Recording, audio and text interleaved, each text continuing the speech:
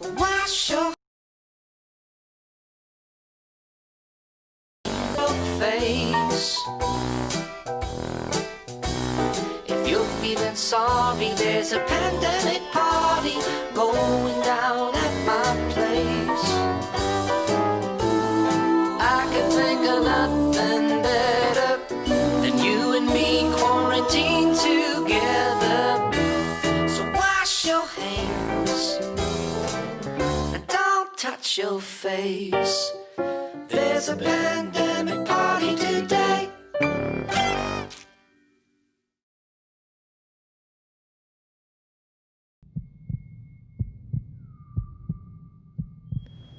Every year, the humans of Earth dress up in their trash cardboard and their cheap linens. They paint their faces and they pretend they are not afraid of death. Humans are so silly. They make a mockery of death with their costumes. And with their cold little fingers, they go house to house and gather miniature candy from strangers. What in the name of all things holy is going on in here? Must be one of those pandemic parties tonight. Where was I? Oh yes. All Hallows Eve is not for the humans. Humans don't know anything. I have faced death 6 times already. Halloween. This night. This is my night.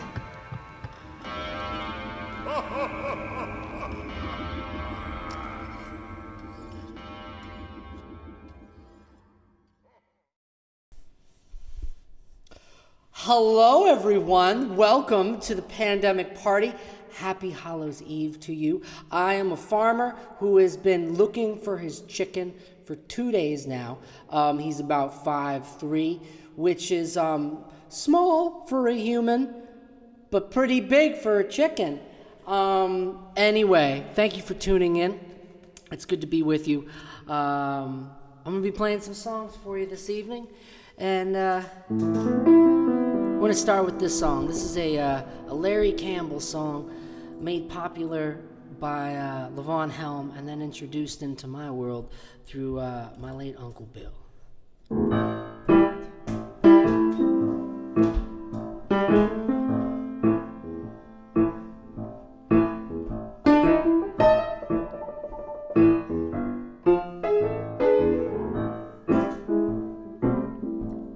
Early in the morning, when the church bells toll, the choir gonna sing and the hearse will roll on down to the graveyard where it's cold and gray. And then the sun's gonna shine through the shadows when I go away. I don't want no sorrow for this old orphan boy. I don't want no crying, only tears of joy. I'm gonna see my mother, I'm gonna see my father, and I'll be bound for glory in the morning when I go away. I'll be lifted up to the clouds on the wings of an angel. There's only flesh and bones in the ground where my troubles will stay. See that storm over yonder? It's gonna rain all day, but then the sun's gonna shine through the shadow when I go away. And then the sun's gonna shine through the shadow when I go away. Lift me up, no more crying. Lift me up, no more trials. Lift me up, home to leave my worries, home to leave my troubles in the graveyard, home to leave my trials, and I'll be bound for glory in the morning when I go away. And I'll be bound for glory in the morning when I go away.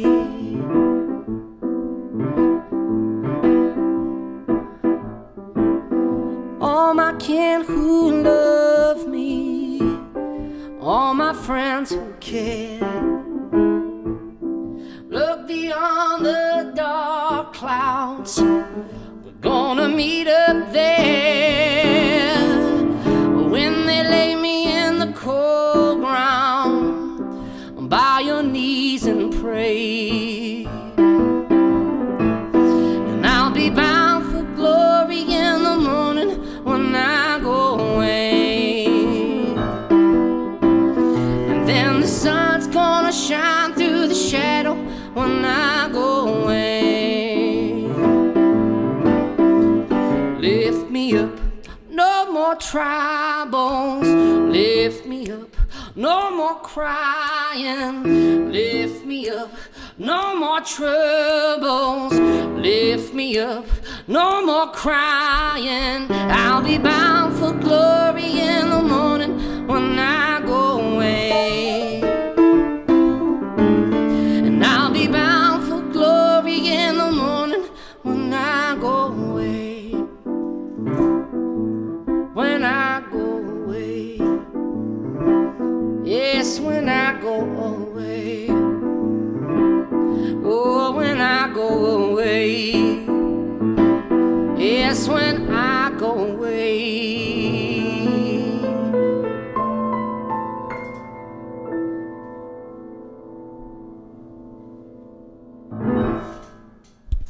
All right. Well, I think like most songwriters, we kind of go into Halloween going, oh man, I really don't want to play Thriller again. Like, I just don't know what songs. And then what I found out throughout the week is I actually have a lot of songs about death.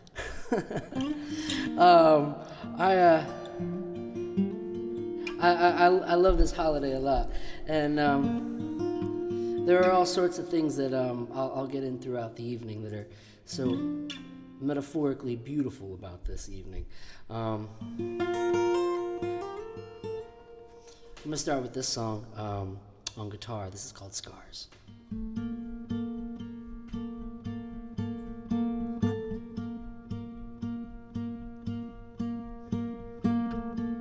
A tattoo of a blazing sun, or a scar from another life.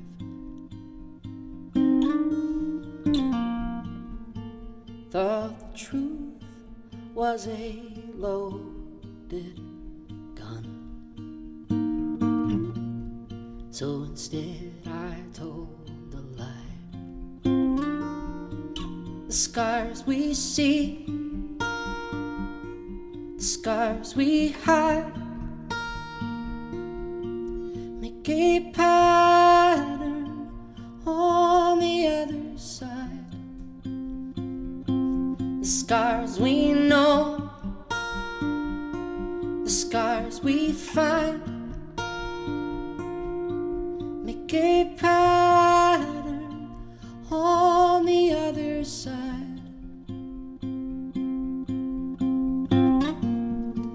In the way she hated compliments,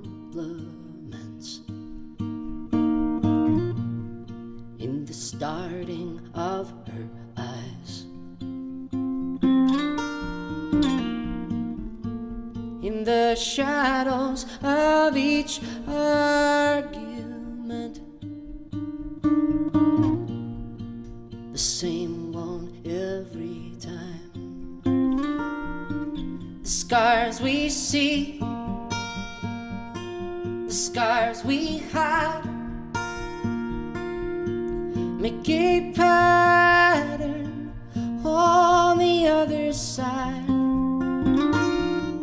The scars we know, the scars we find, make a pattern on the other side.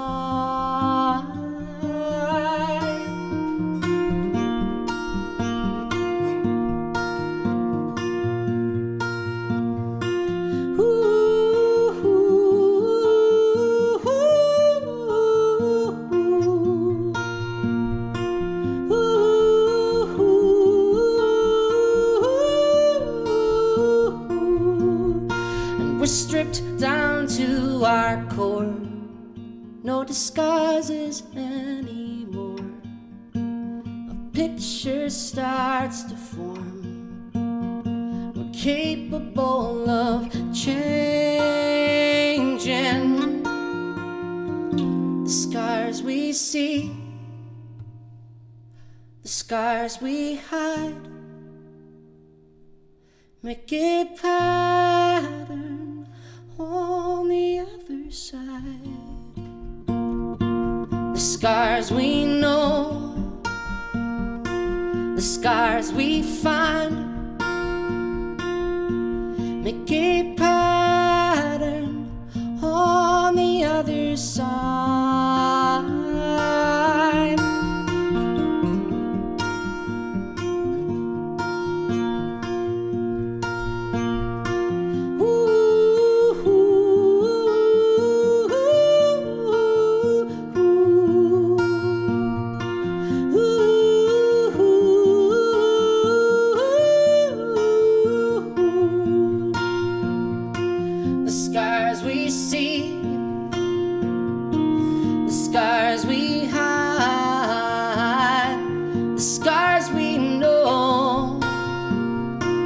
Scars we find,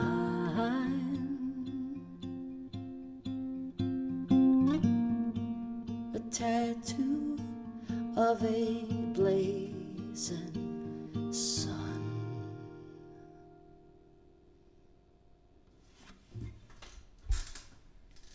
I'm borrowing my sister's overalls in case you were wondering why these don't fit. That's why.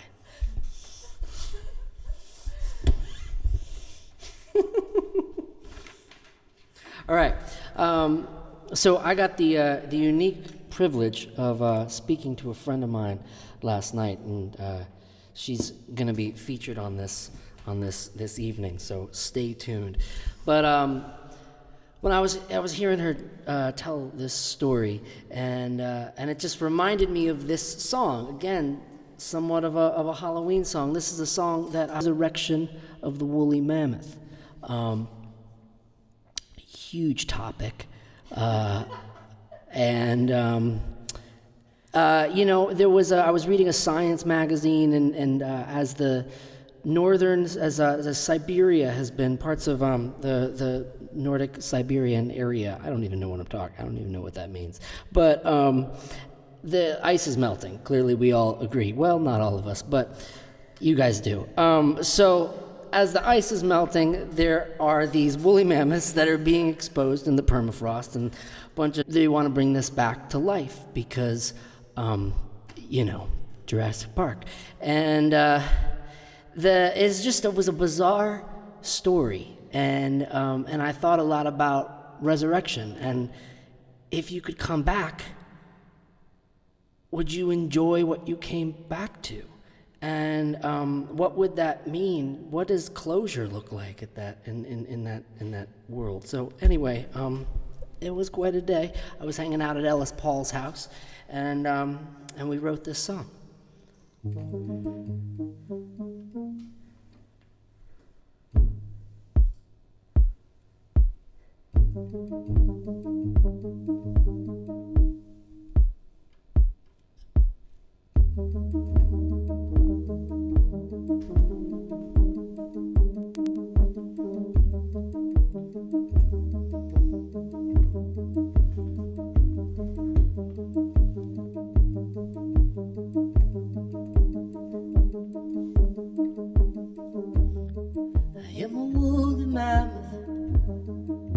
frozen in the ice, trying to bring me back to life. Took my double helix from the permafrost, and I remember all the friends I've lost. A scalpel underneath the skin, that's the cost to start again. I'll only wait for bells to chime, there'll be no bride of Frankenstein. If I could go back to you.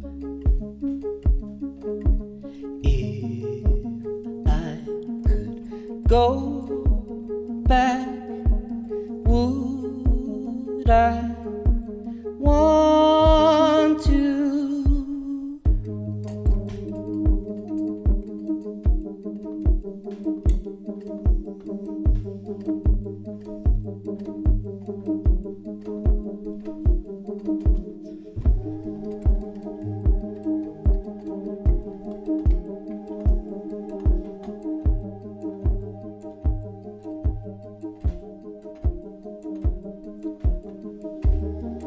Last thing I remember before the weight of snow was how Aurora Borealis glowed.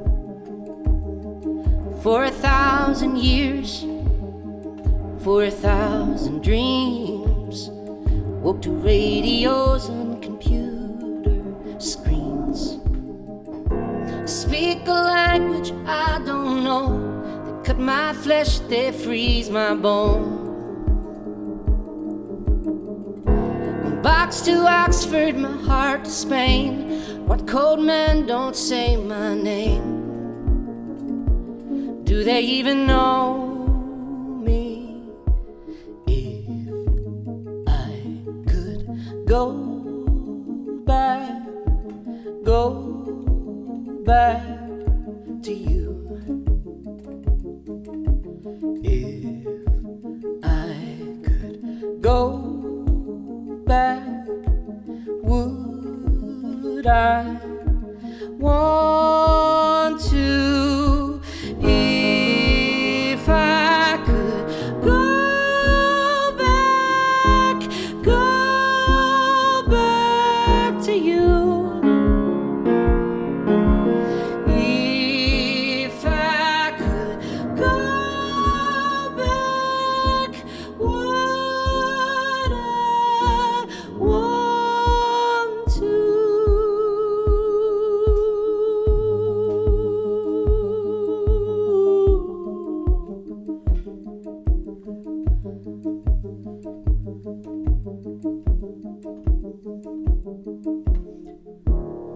I am a woolly mammoth, frozen in the ice. All right. Well, now is everyone's favorite part of this evening. I introduce to you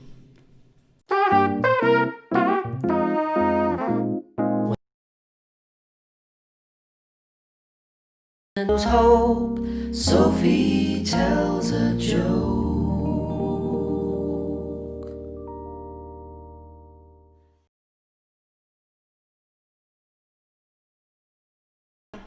Hi, everybody. Which camera? Look at the guitar one. Okay.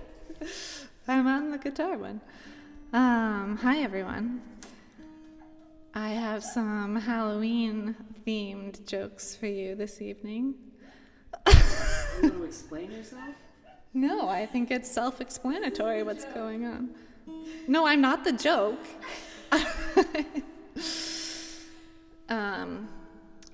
You know what a pumpkin's favorite sport is? What? Squash. Oh, that's good. Speaking of favorites, do you know what a ghost's favorite food is? What? Spaghetti. It's a little bit of a stretch. Speaking of ghosts, I heard that boo comes from the Latin root, I am screaming. And that's not even the punchline. Why are ghosts speaking Latin, you ask? Because it's a dead language. Thanks. You're getting better. Thanks. Are we? Yeah, you're too. Oh, I can do one more if you need. No, you're good. Okay, excellent. I don't know if I can.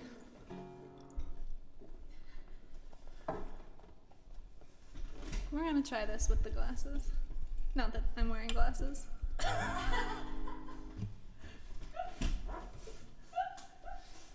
I don't know what's so funny. You want to tell a story about this song? Oh yeah, I was just going to say that this is my favorite breakup song, and that I first heard it from my sister, Mariah, who played it for me, I think when I was in high school. She might correct me in the chat comments. But, and then, not to brag, but I got to meet the song is by Richard Shindell, and I got to meet Richard Shindell last year, which was... You went to a bar with them. I went to a bar with him after a show, which was amazing. It was a dream I never knew I had. Wow. With I feel great now. With some other folks. With Oh. Antje Duvakat, and anyway, I felt really cool. All right. I still think about it sometimes.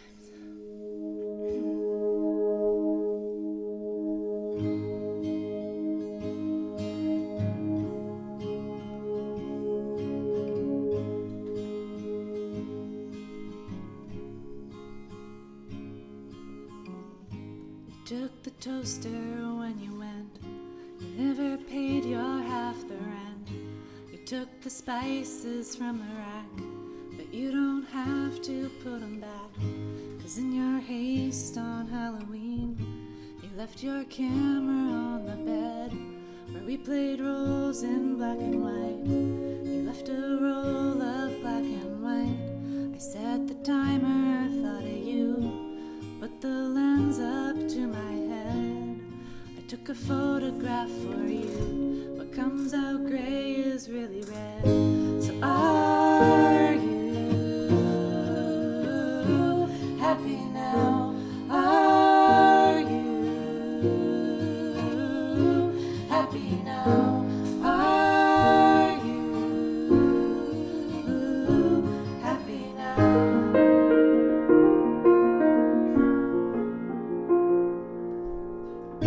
I smashed your pumpkin on the floor. The candle flickered at my feet as goblins flew across the room. The children peered into the room.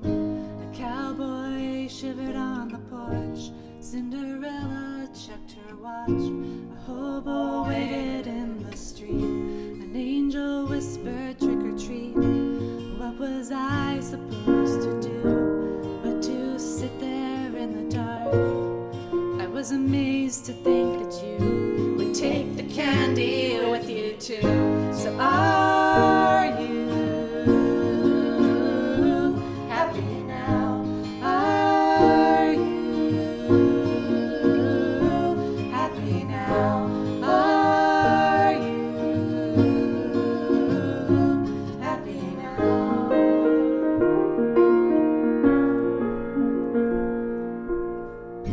I've sat all night, and now it's dawn, and I cannot believe my eyes. There's garbage strewn across the lawn, where we once stared up at the sky.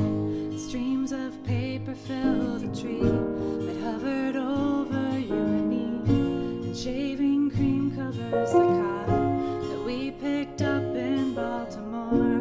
Though I know it's hard to tell, I hope that what's-his-name treats you well.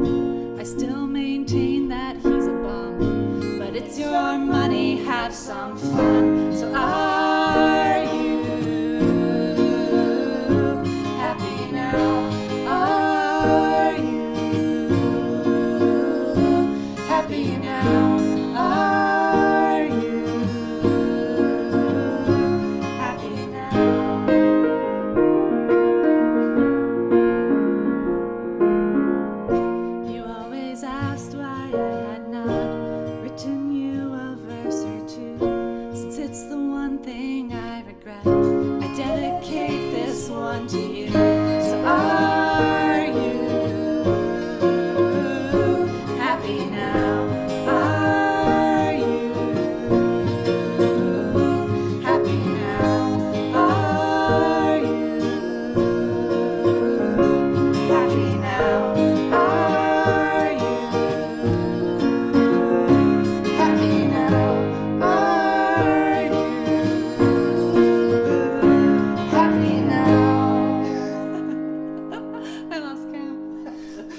was 5 or 6. Yeah. I lost track too. Yeah. Yeah. All right. Are you happy? All right. Fantastic. Sophie Chambers, everybody.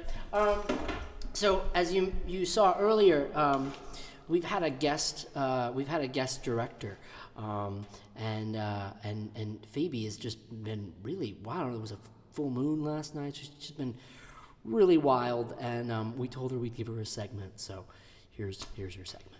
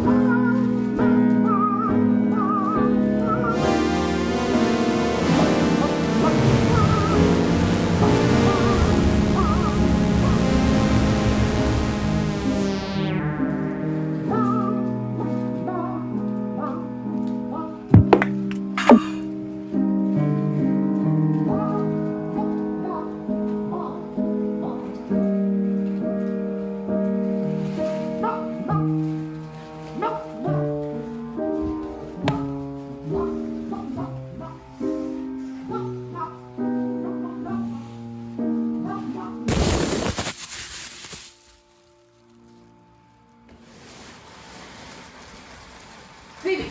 Phoebe, get out of here! Phoebe!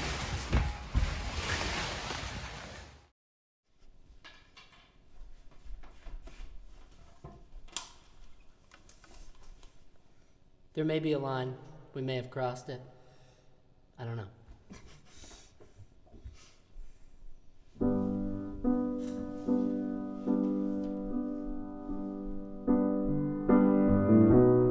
We encourage you to sing along at home.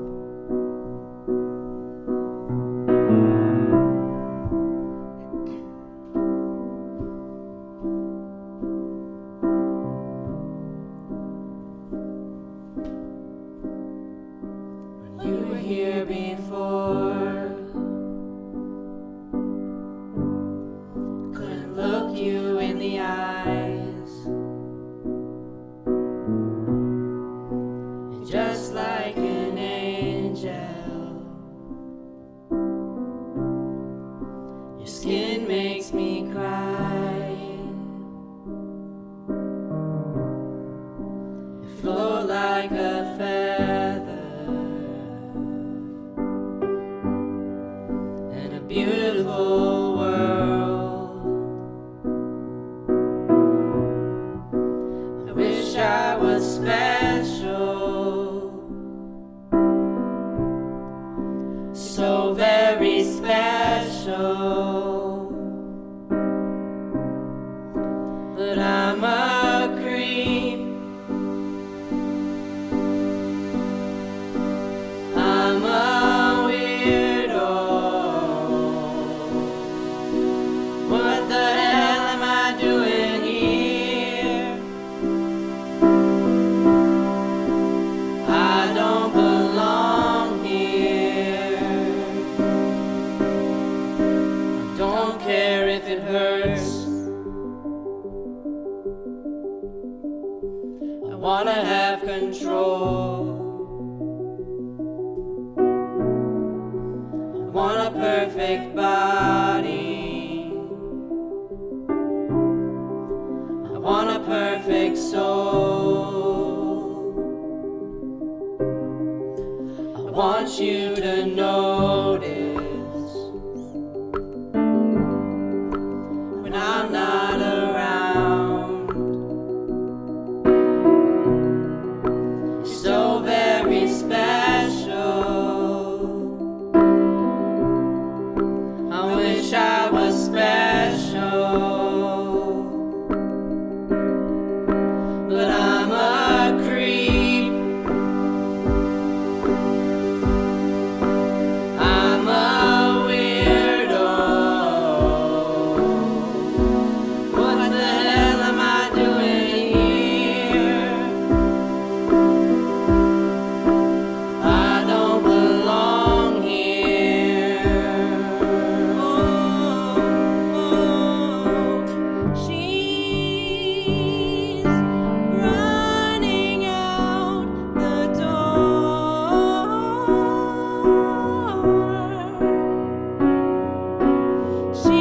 She's running out. She run, run, run,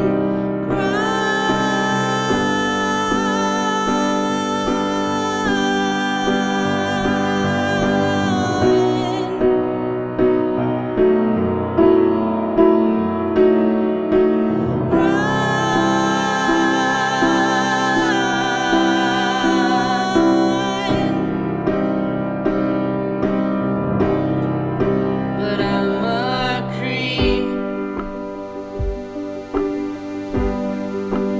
I'm a weirdo. What the hell am I doing here? I don't belong here. Whatever makes you happy, whatever you want, is so very special. I wish I was special, but I'm a creep. I'm a weirdo. What the hell am I doing here? I don't belong here. I don't belong here.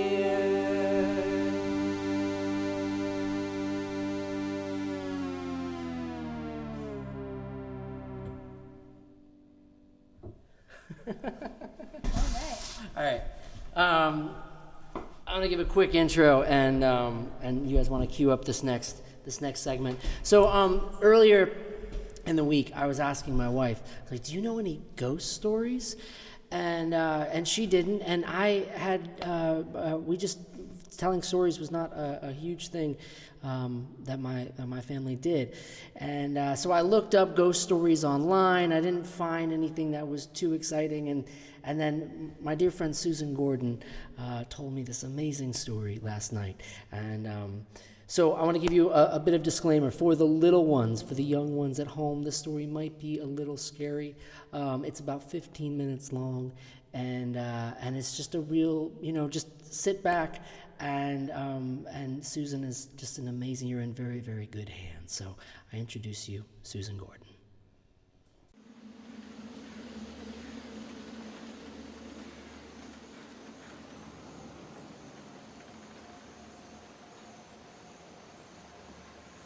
I'm going to tell you a story that's came from Ireland, and it was called Mary Culhane in Ireland, but it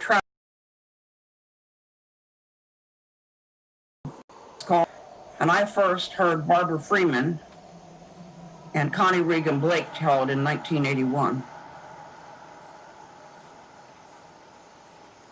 Mary Culhane was about 18 years old, but she still lived home with her mama and her daddy. And one day she was helping her mom lay the table out for supper. When her daddy came in, he was drunk. Shoot, no, darn it. I left my walking stick. Mary called and said, Daddy, where you leave your walking stick? He says, I don't know, it's come through the graveyard and set it down next to a new cut grave. Mary called and said, Daddy, I'll go get it. Her dad said, no, child, let it wait till morning.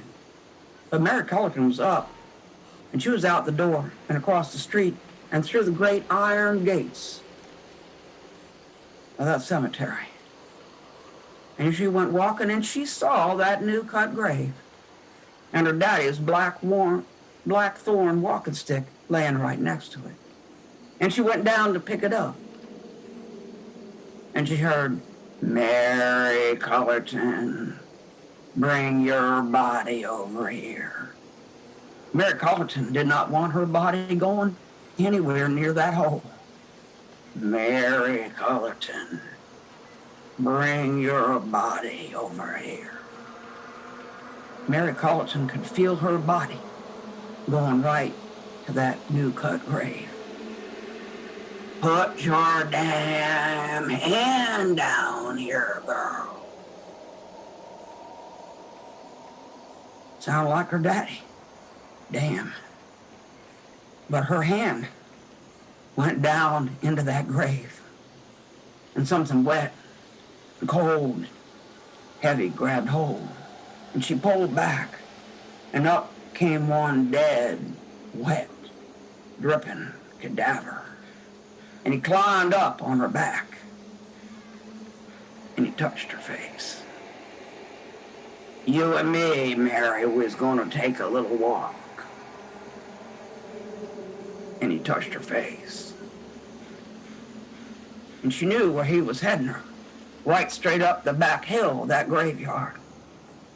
And up she went, and it was dusk, and everybody was sitting on their porches, just rocking and talking.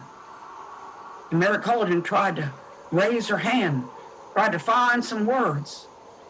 There were no words, and her hand would not raise. And they didn't even seem to see that she was bent over double with that cadaver on her back. They're going, evening, Mary, evening, Mary. Like he weren't on her at all. Well, they went off their porches, and the lights went out. And he said, keep walking, Mary, keep walking. She's walking, and now that it's dark, he's stopping by every house and going, no, we can't go in there. They got holy water in there. Walk on, Mary, walk on. And Mary Culhane walked on. And by every house, he'd go, no, Oh, they got holy water in there. Walk on. Well, they walked clean out of that town. They're just on a gravel road now. And they come up alongside the Pritchard house. They ain't got no holy water in that house, Mary Cullerton. We're going in. And he touched her face. And without even being told, she walked around the side of that house and up the back steps, across the porch, in the screen door, past the pantry, and into the kitchen. And he just slid off her back and lay in a chair. Make me something to eat. Mary Cullerton went out into the pantry and she saw a package of oatmeal, a box of oatmeal, some salt in a pan, and she brought it out. That'll do. That'll do. And she pumped some water in that pan, put it on the wood stove, stir it up, put in some salt, and added that oatmeal. And stir it, and stir it. And when it was near done, he said, put it in the back of the stove, girl. We's gonna get something to go with that oatmeal. And he crawled back up on her back. He touched her face. And she walked up the back kitchen steps.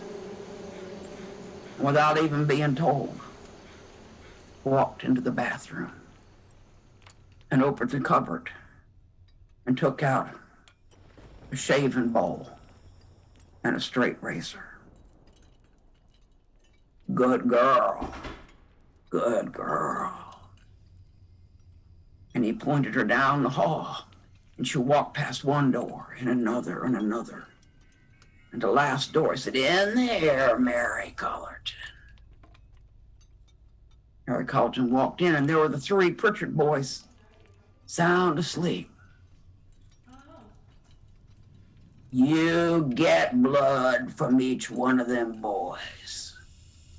And Mary Cullerton went to the first boy and slit his finger, and the blood ran out and into the bowl.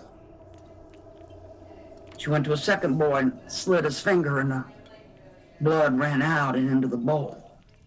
And a third boy. And what Mary Cullerton knew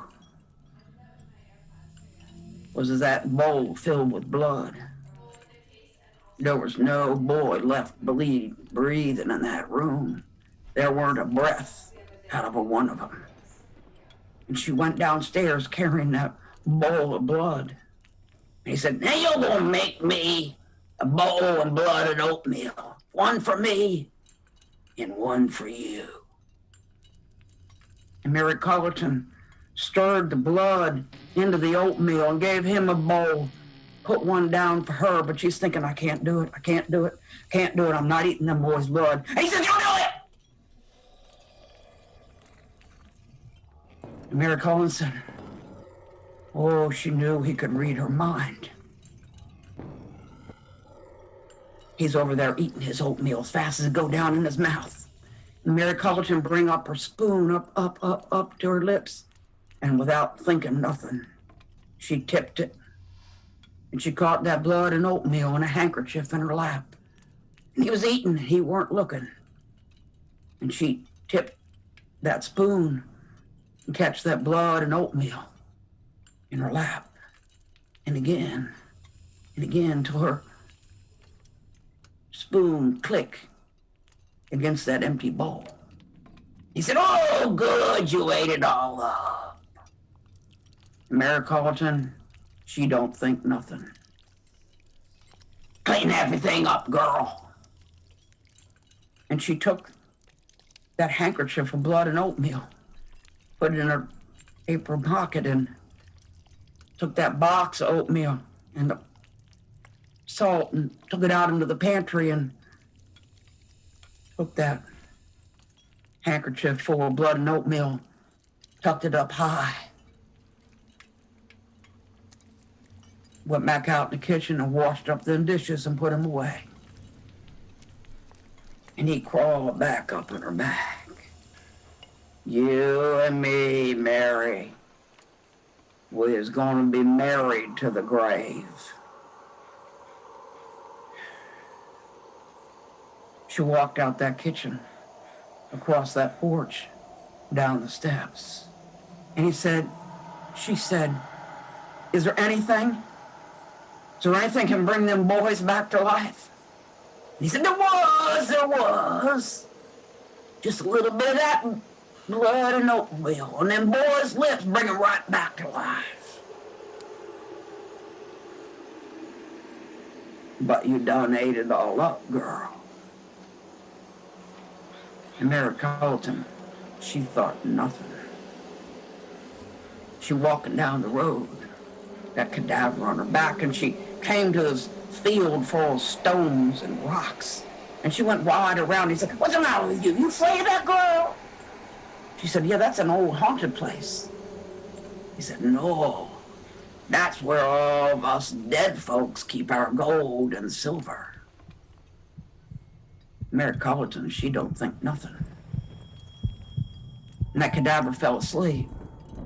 His head just bouncing against her neck, sleeping like only the dead could sleep. And she walking back into town. He said, what is that, Mary?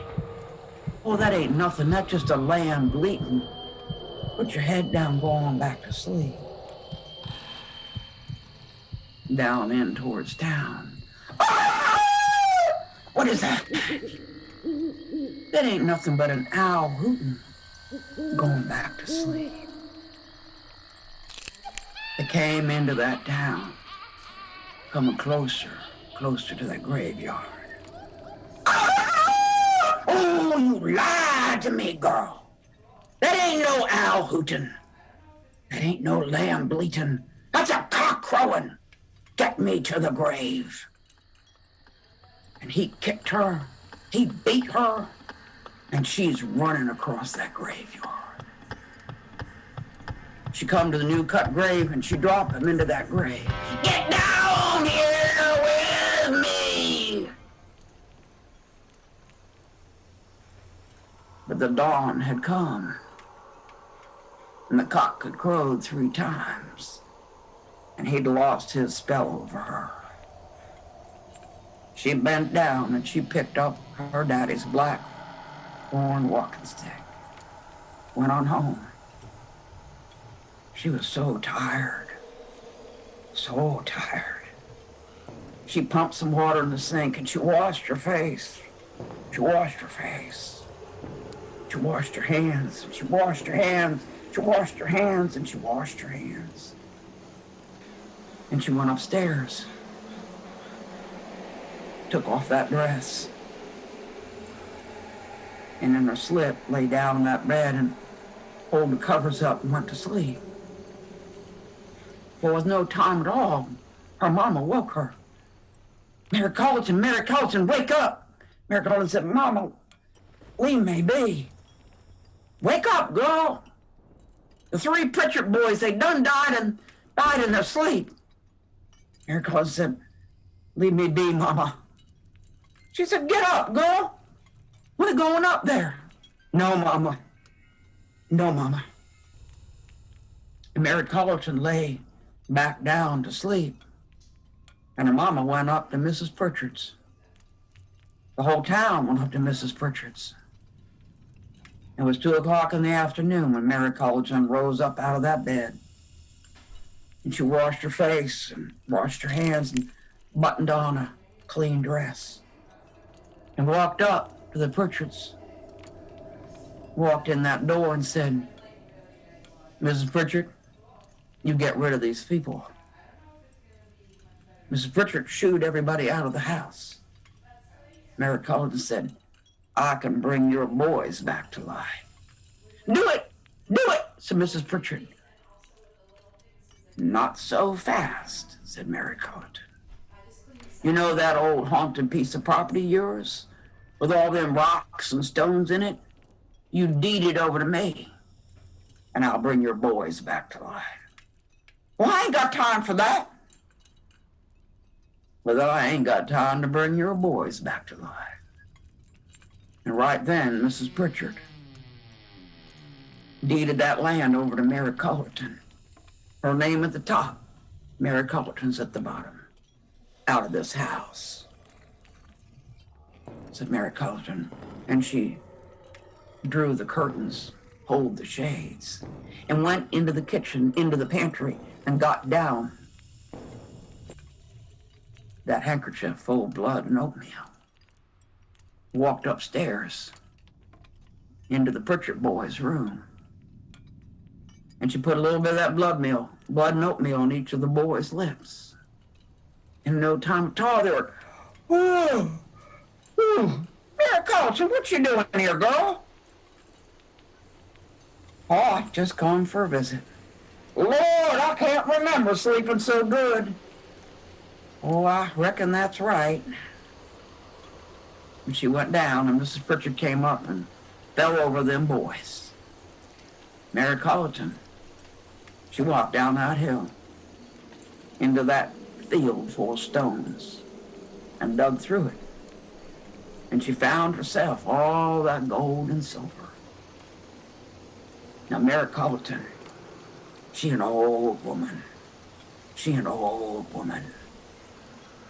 But she built herself a mighty house out of them rocks and stones. She lived there still, but by every window, by every door, that girl got herself a bowl of holy water. Mary Cullerton.